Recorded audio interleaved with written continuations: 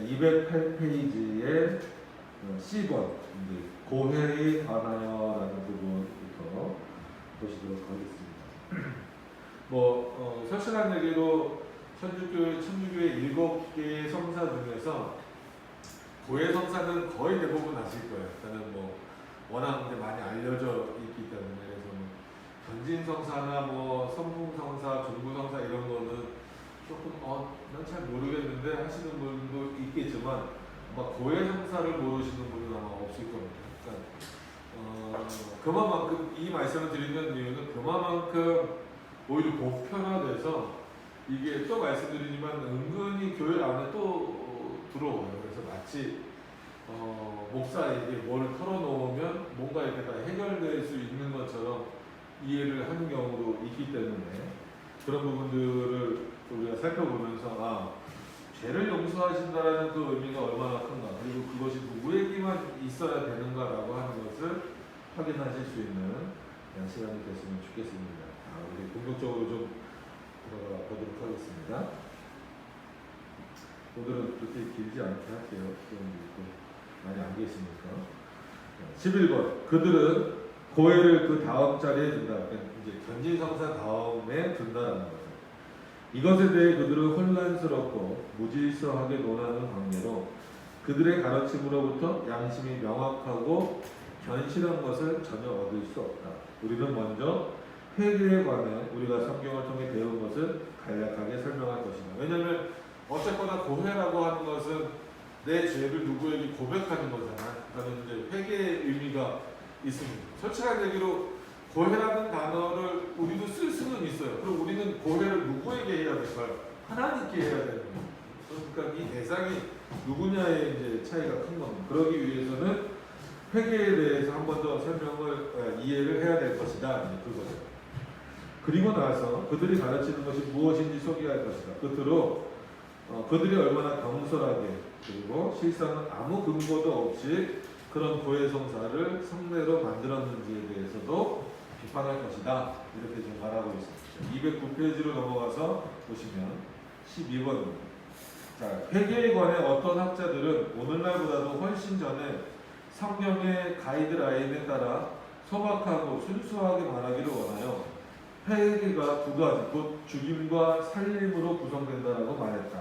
그들은 자아 죽임을, 내 자아를 죽임을 풀이하기를 죄의 인식으로 인해 또 하나님의 심판에 대한 느낌으로 인해 발생한 영혼의 고통 내지 두려움이라고 한다라는 것입니다. 그 자아가 갖고 있다라고 하는 그 두려움, 인간에게는 두려움이 있다라고 하잖아요. 일단은 그 근본적인 두려움, 아무리 돈이 많거나 건강하거나 운동을 많이 해서 아니면 경험들을 많이 벌어서 그럼에도 불구하고 그게 불안한 거예요. 예를 들면 유명한 사람들이 경호원을 두는 이유가 뭡니까? 불안하니까 두는 거예요. 그런 내용들이 다 있다라는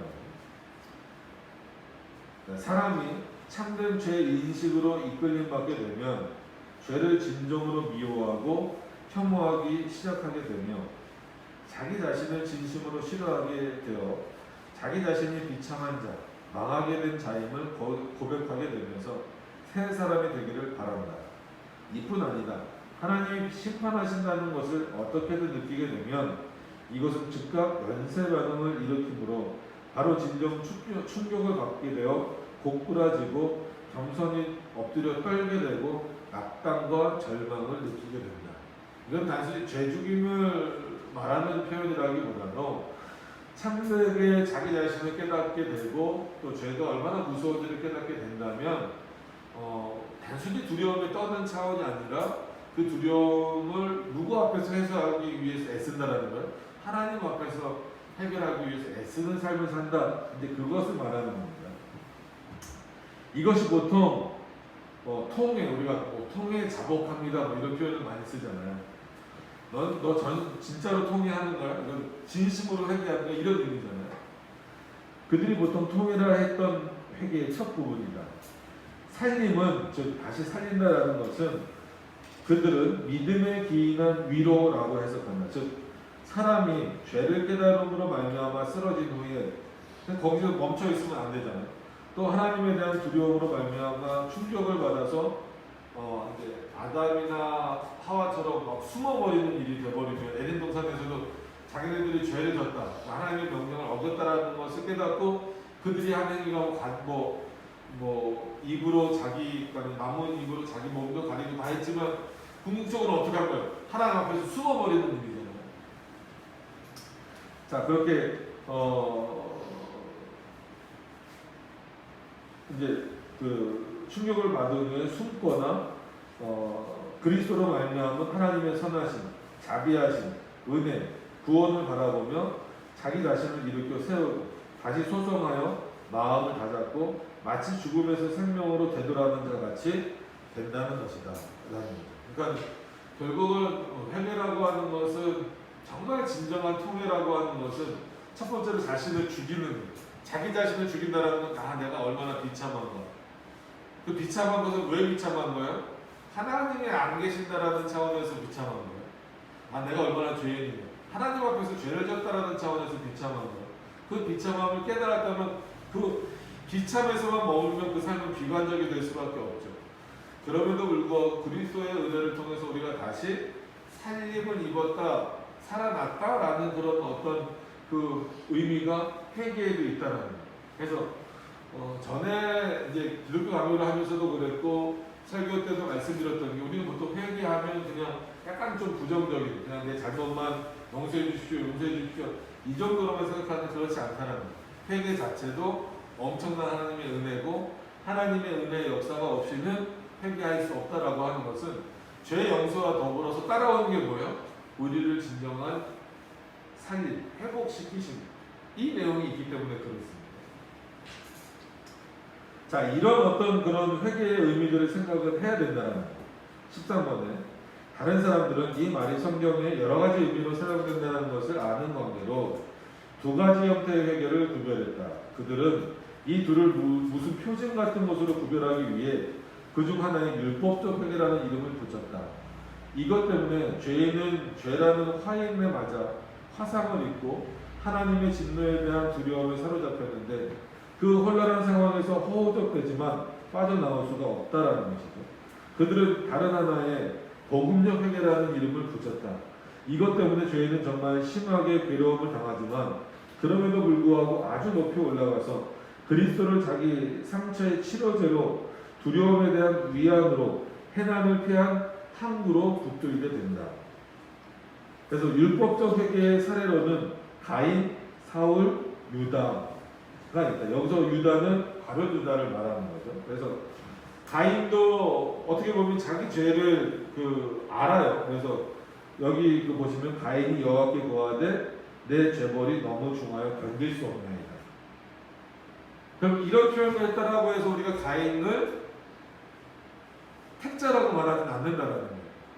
어떤 의미인지 아시겠죠? 가인이 이거는 어떻게 보면 자기 죄가 중하다라고 하는 것을 지금 하나님 앞에 얘기한 거잖아요.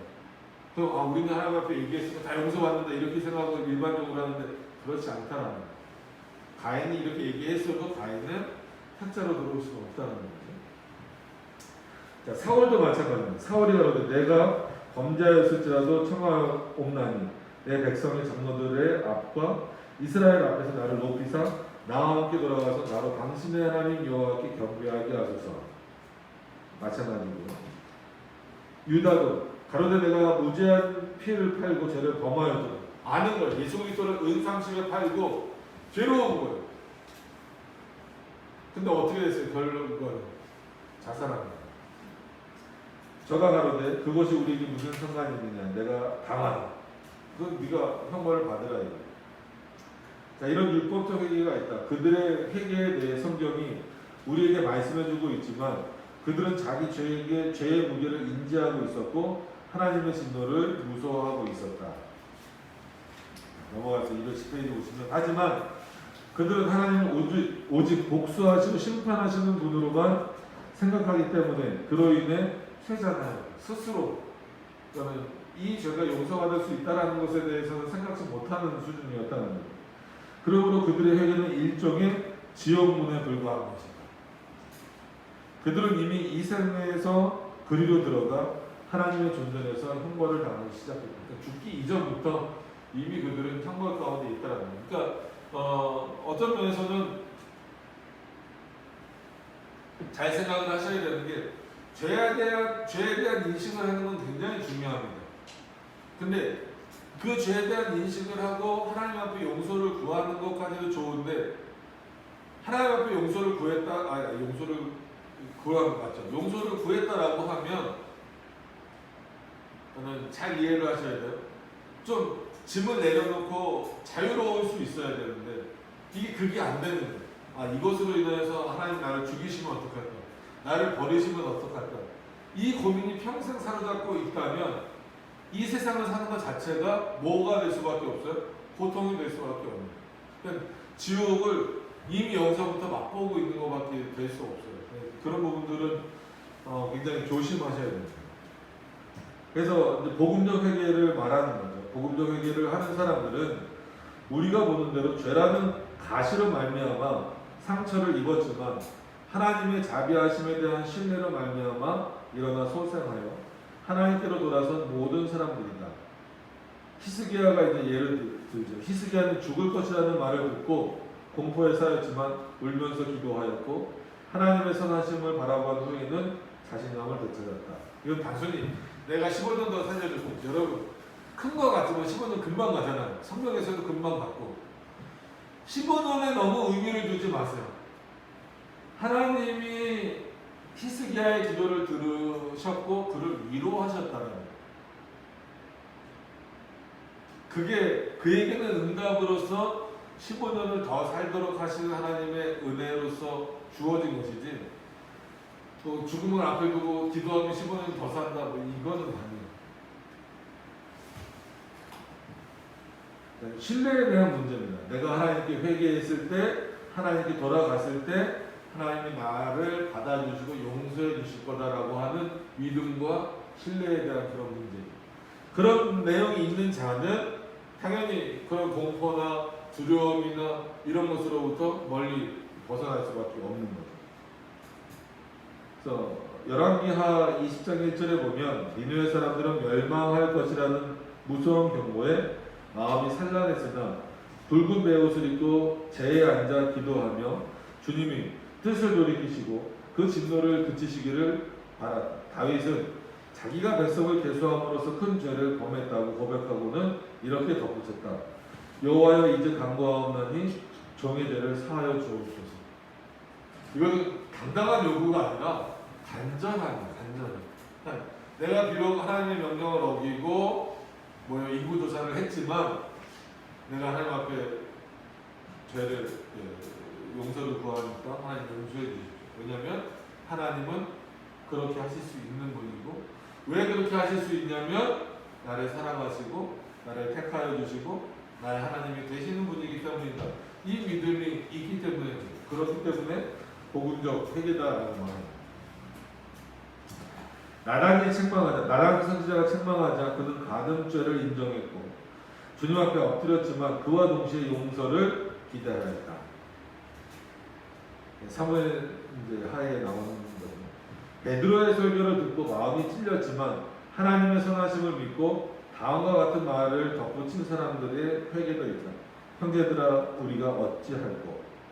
베드로의 회개도 이와 같았다. 그는 비록 심히 통곡했지만 소망을 포기하지는 않았다.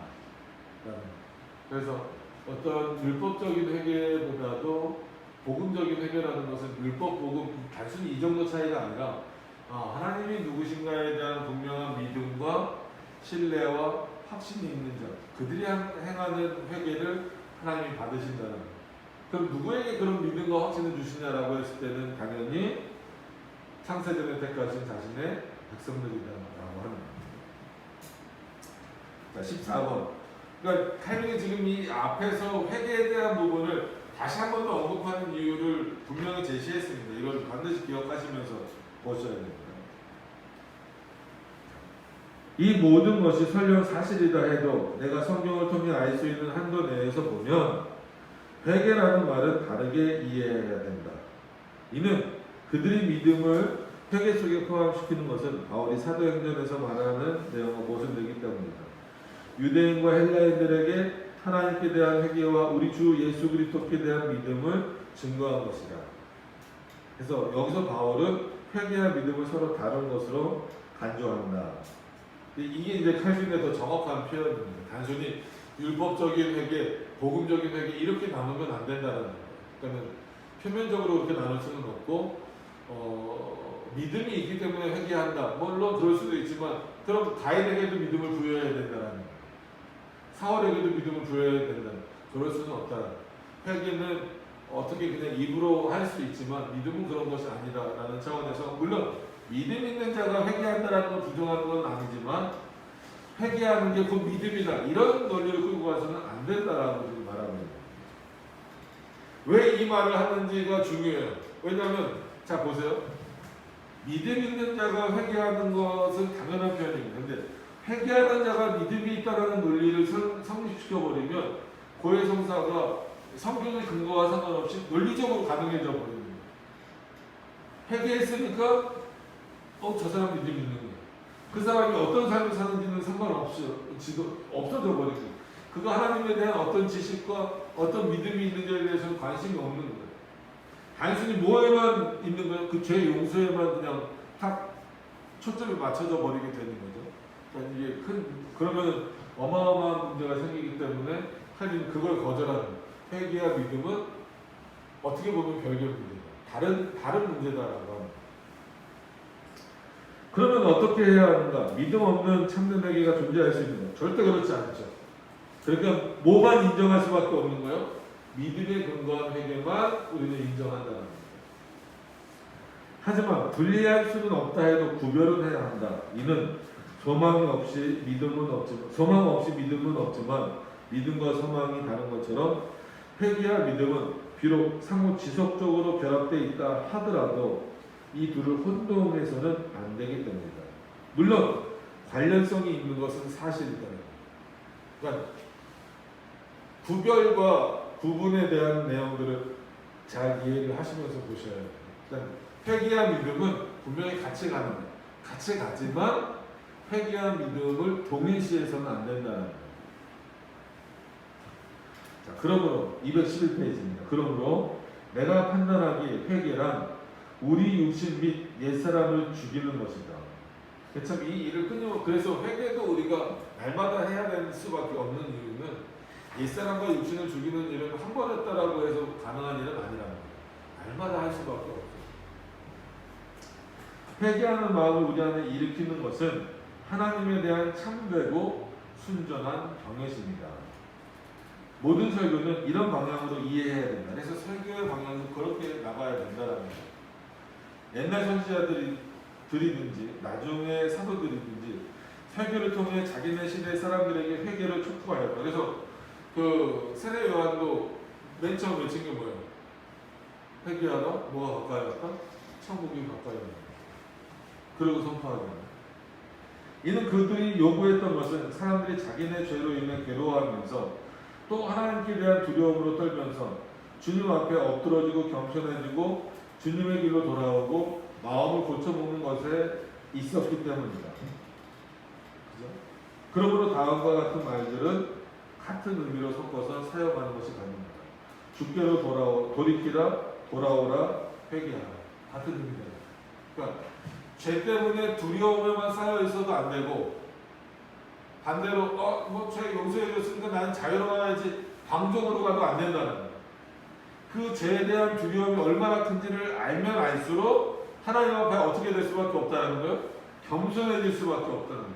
그 겸손은 결국 자신을 돌아보고 또 그 잘못된 모습으로부터 변화되는 것밖에 없고 돌아오는 것밖에 없다는 거예요. 그러니까 이렇게 표현할 수 있다는 거죠. 주께로 돌아오라, 돌이키라, 회개하라.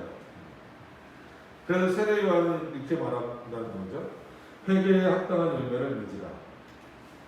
이 말은 회개 및 회심에 걸맞는 삶을 살라는 뜻이라는 거예요. 회개에 합당한 열매가 뭘까요? 오대는 좀 피곤하시죠? 회개에 대한 합당한 열매가 뭘까요? 눈에 보이는 가시적인 거라고만 생각하시지 마세요. 하나님의 뜻에 합당하게 사는 것이 열매입니다. 15번. 오늘 그렇게 길게 하지 않겠습니다. 라고 말하면 늘 길어지죠.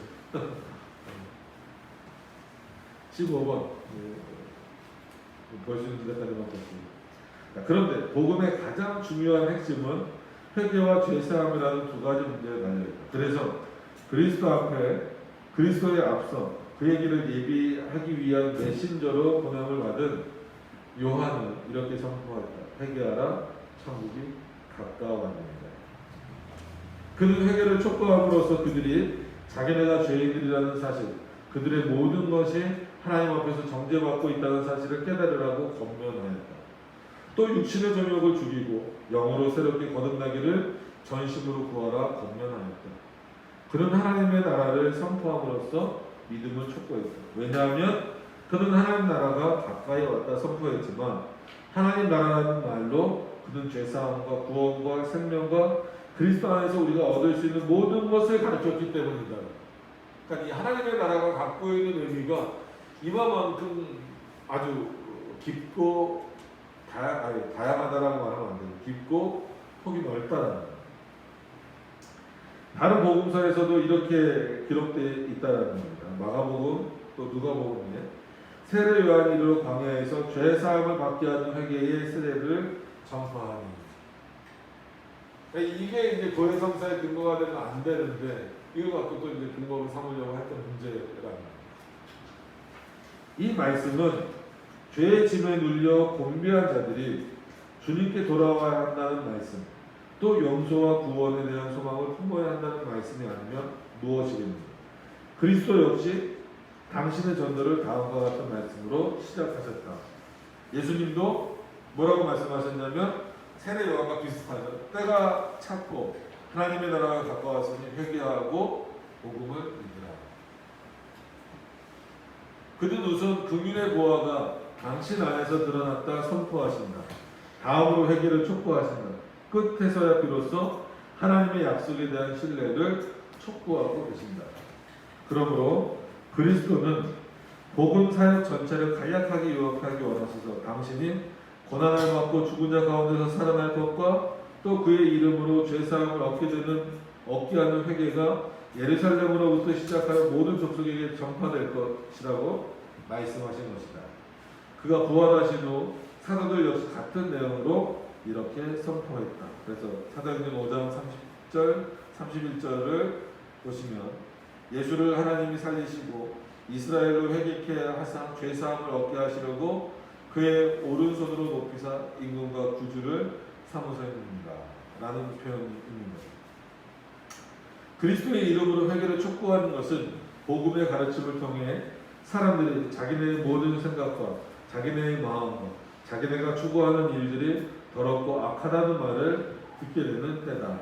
그러므로 그들이 하나님 나라에 들어가기 원한다면 반드시 거듭나야 한다. 근데 그 거듭남은 늘 말씀드리지만 우리 스스로가 할 수 있는 건 아니라는 거예요. 결국 하나님의 은혜인 거죠. 그런데 거듭남의 이치는 다음과 같이 해야 됩니다. 그리스도 안에서 분깃을 얻으려면 그의 죽음 안에서 그릇된 욕망이 죽어 없어져야 하고 그의 십자가 안에서 우리 옛사람이 십자가에 못 박혀야 하고 우리 죄의 몸이 그의 무덤 속에 장사되어야 한다. 라고 합니다.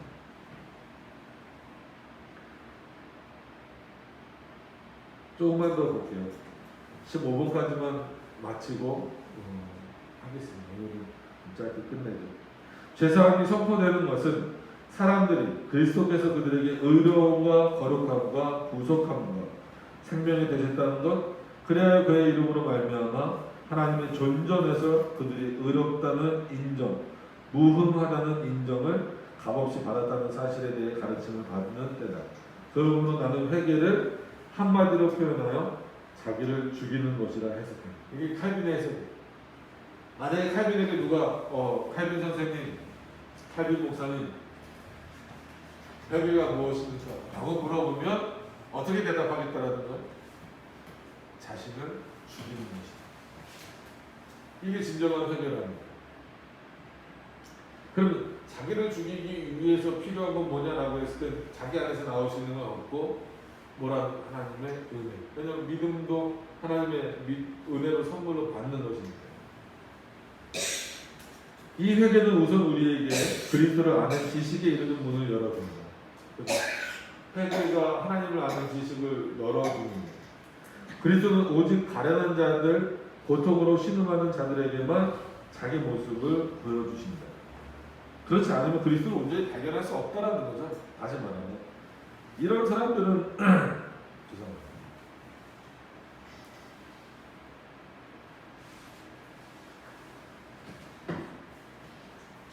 이런 사람들은 한식하며 애쓰며 짐에 눌려있고 굶주림과 목마름에 시달리고 고통과 불행으로 쇠잔해가고 있다. 우리는 평생 이 지식을 얻는 일에 힘쓰고 이 일에 몰두하고 이 일을 추진해야 된다. 그러지 않으면 그냥 쇠잔해만 가는 거예요. 플라톤은 말하기를 철학자의 삶이란 죽음을 묵상하는 과정이라 하였다. 이거 절대 삶이 플라톤을 엄청 신뢰한다 이렇게 생각하시면 안 됩니다. 철학자도 이 정도 표현을 하더라는 거예요. 즉 철학자의 삶이란 죽음을 묵상하는 과정이다 하였다. 우리는 이보다 더 참된 말을 할 수가 있어야 된다는 거예요. 철학자도 이 정도 말한다라는 거예요. 크리스찬의 삶은 계속 육신을 죽이는 일에 힘쓰는 것. 육신을 죽인다라고 해서 우리가 육신을 죽이는 건 뭐 문자적으로 하면 자살이잖아요. 자살하라는 얘기는 절대 아니란 말이에요. 그러면 육신을 죽이는 게 뭘까라고 했을 때는 말 그대로 내 육신적인 즐거움이나 이런 것들이 하나님의 뜻이나 하나님의 말씀을 가리우는 일에 사용되지 않도록 해야 된다라고 합니다. 그런 차원에서 이 육신의 건강함, 그러면 단순히 그냥 오래 살아야 되겠다 이런 차원보다도 그런 어떤 죄를 짓지 않는 차원에서의 건강함을 유지하는 것은 상당히 중요하다라고 합니다. 또 그 일을 연습하는 것으로 완전히 죽을 때까지 그렇게 해야 됩니다. 평생 그렇게 해야 되는 거예요. 그러므로 나는 자기 자신에 대해 지극히 실망하는 법을 배운 사람이 가장 큰 진보를 이룬 사람이라 생각한다. 역설적인 표현인 것 같지만 참 멋있고 중요한 표현이죠. 자기 자신에 대해서 실망하지 않으면 하나님이 나를 도우신다라고 하는 인식이 없다라는 거예요. 그래서 자기 자신에 대해 지극히 실망을 해야 하나님에 대해서 믿음에 대해서 엄청난 진보가 일어날 수 있다는 거예요.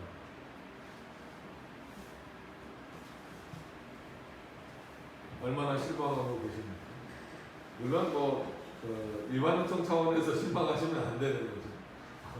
내가 수학을 잘 못해서 영어를 못해서 실망한다. 그런 실망이 아닙니다. 그죠? 내가 내 힘과 능력으로는 하나님의 말씀대로 살 수 없구나. 나는 죄를 지을 수밖에 없는 존재구나. 이런 차원에서의 실망입니다. 이게 더 크면 클수록 더 누구를 신뢰할 수밖에 없고 누구를 의지할 수밖에 없으니까 하나님을 의지하고 신뢰할 수밖에 없기 때문에 그런 차원에서 죄에 대한 그 실망감이 크면 클수록 하나님에 대해서 더 분명히 알아갈 수밖에 없다라고 합니다. 그거를 또 기억하셨으면 좋겠어요.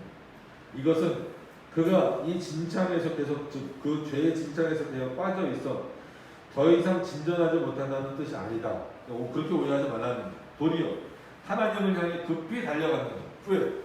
내가 나한테 실망했으니까.